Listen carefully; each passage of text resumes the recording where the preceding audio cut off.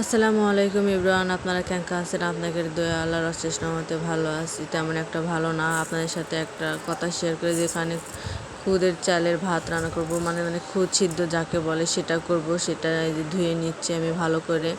আমার মামাতো বোনের বিয়ের ভিডিও করে নিয়ে আসছিলাম, সেখানে তো আপনারা দেখতেই পাচ্ছেন, দেখা যাচ্ছে না, কিন্তু আমার পরিবার থেকে নিষেধ করে দিছে যাতে তাকে যেন না দেখা যায়। শেষে আপনাদের মাঝে ভিডিও ছেড়ে সেই ভিডিও আমাকে আনলিস্ট করতে হয়েছে। এর থেকে আর দুঃখজনক কিছুই নেই।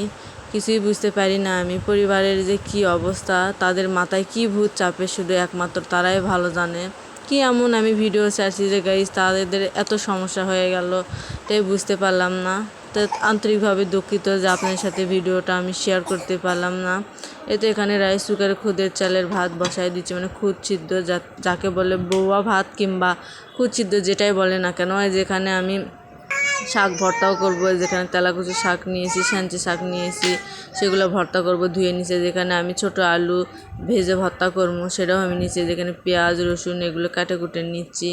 নেওয়ার পরে ধোয়া টোয়া হয়ে গেছে। এই ফাঁকে আমি যেখানে লবণ আর হলুদ পেঁয়াজ কাঁচামরিচ দিয়ে আমি সিদ্ধ করে নেব। ভালো লাগলে অবশ্যই লাইক কমেন্ট সাবস্ক্রাইব করে পাশে থাকবেন। সবাই ভালো থাকবেন, সুস্থ থাকবেন।